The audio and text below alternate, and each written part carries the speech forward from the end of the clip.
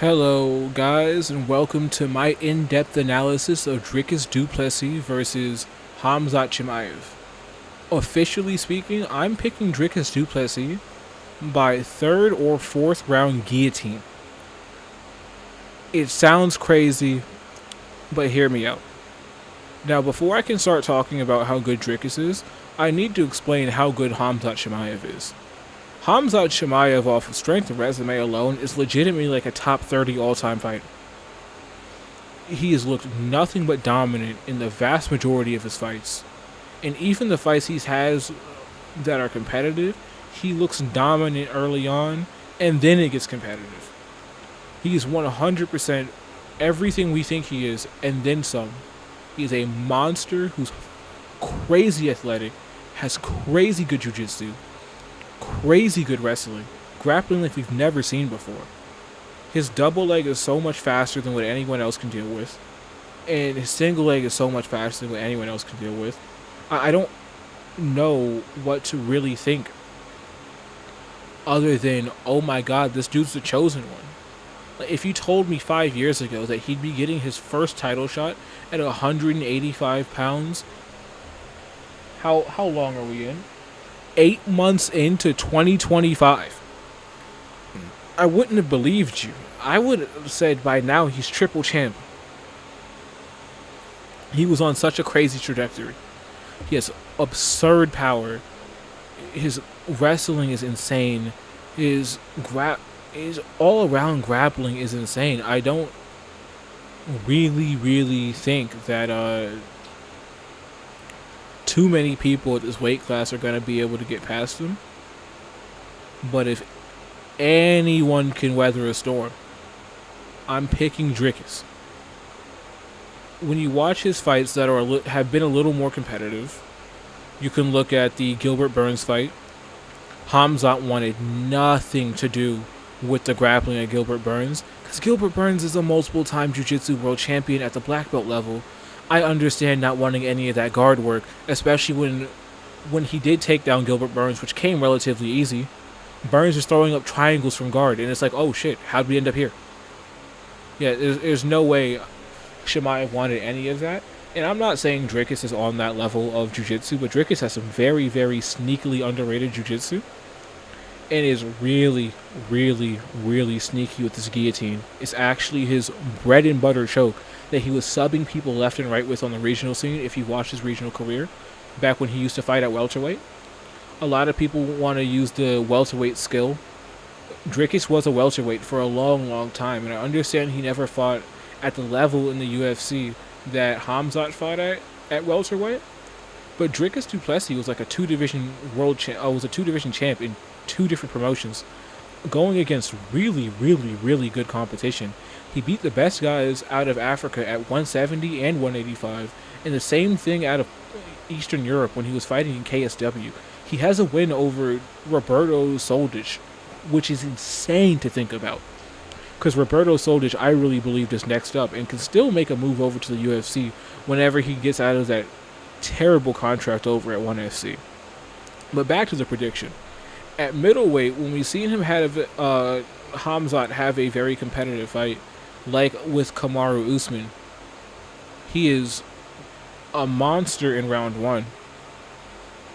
And then round 2, round 3, he starts looking a whole lot more human. And it's not that he's still not pushing a crazy pace. It's not that he's still not going for takedowns. He's not going for and getting them. It's just it's coming a lot slower. You can see the shots coming from a lot further away. He's still striking at a very decent pace, but you can see a lot of the sting off his shots was gone. What's going to save Hamzat is that he actually has pretty good timing and decent head movement, surprisingly.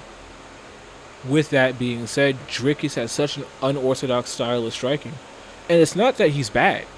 He's actually really good at striking. And not too many people know this, except for the true hardcores. Dricus du Plessis has like an amateur world championship in kickboxing. I've watched his kickboxing fights. He has very sneaky timing on his head kicks, very sneaky timing on his body kicks, and you can see that throughout DDP's entire career, including against Israel Adesanya. Dricus kept that fight incredibly close on the feet, despite Adesanya looking like he was piecing him up. He kept it very close on the numbers by landing very hard shots and making Adesanya uncomfortable. And I think that once Hamzat gets taken out of his comfort zone, he's going to be very uncomfortable. Dricus is going to make him work for as much as 25 minutes as possible. And I'm telling you, don't be surprised when this brother jumps the gilly, because he's going to get it. It's his bread and butter choke. It's his guillotine. And he gets it on a lot of people. And I think to beat Dricus, you need to either counter him, which I don't see Chimaev doing, or you need to swarm him and throw caution to the wind and swing big hooks. Dricus has lost 2 fights in his career, and in one of those fights he lost, which was to Roberto Robocop Soldic. They're 1-1, by the way. I'd love to see the trilogy in the UFC. But in that fight, the way Soldic beat him was he kicked the shit out of his front leg, kicked the shit out of his body, and then backed him up to the cage where he started swinging with crazy hooks, and he caught Dricus and put him down and put him out. Does Chimaev have that in his bag to attack the cardio base of Dricus du Plessis, to attack his lead leg, and to get scrappy with him? And I don't think so. And you see this from every single Dricus opponent. They look real good early on, and then he connects with something. And it's a, oh my god, I can't get hit by that again. Even though they won't admit it, you can see it in their body language, you can see it in the way they react and respond. Once they take that really big shot, that's when everything starts to turn around. And if anybody is going to beat Hamzat Chimaev, I'm believing in Dricus simply because of his mindset heading into this. Like, if I'm going to pick you, you need to have du Plessis' mindset. And this is what I mean. Like, that is a killer's mentality. That is a killer be killed mentality. That is the mentality of somebody who understands they're in for one of the roughest fights of their life, and they're preparing for it. Dricus is a grappler with good striking. He is not a striker first. He will strike with you. He's a grappler. And I think the scrambles and exchanges between Chimaev and Dricus are going to be crazy. I think Chimaev is going to be able to out-scramble him early on and secure dominant positions.